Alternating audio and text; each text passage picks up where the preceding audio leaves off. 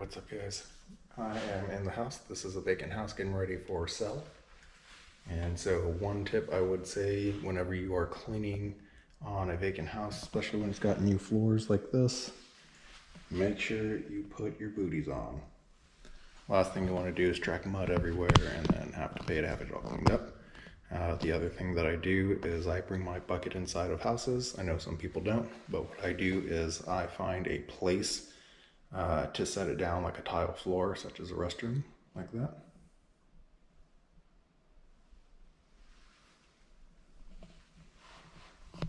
So yeah, I'm gonna go ahead and get started. All of the windows in this house had old tint. As you can see, it's already damaged. It's peeling up a little bit, so I made sure to do a little recording in case the customer asked beforehand. And on something like this, you want to make sure not to use any abrasives, especially on old tint. It'll kind of mess it up. So here we go, just cleaning the windows. One thing you want to make sure to do is use a fresh squeegee blade. I did not, and it was starting to leave streaks everywhere. As you'll see, when I was cleaning, it was driving me crazy. Eventually I flipped the rubber and it solved the problem.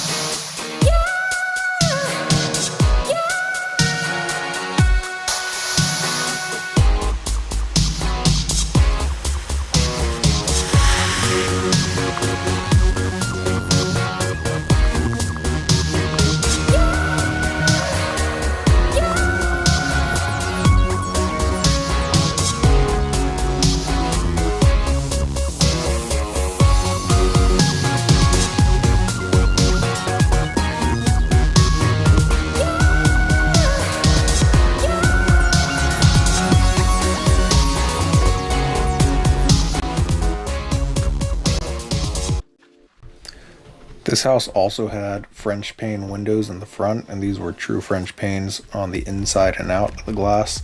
These ones are super annoying to clean. They're very tedious and take a lot of time.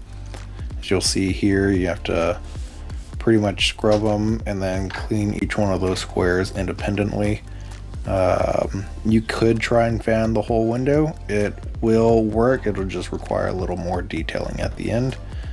So on this one, I just chose to do each pane individually.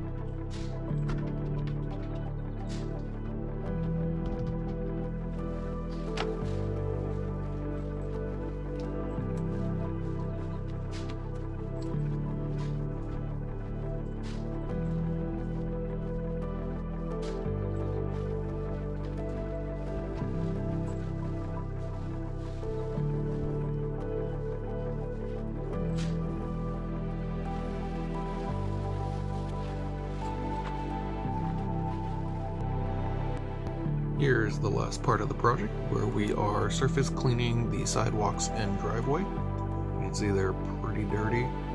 They actually had somebody do it for free and it turned out pretty bad.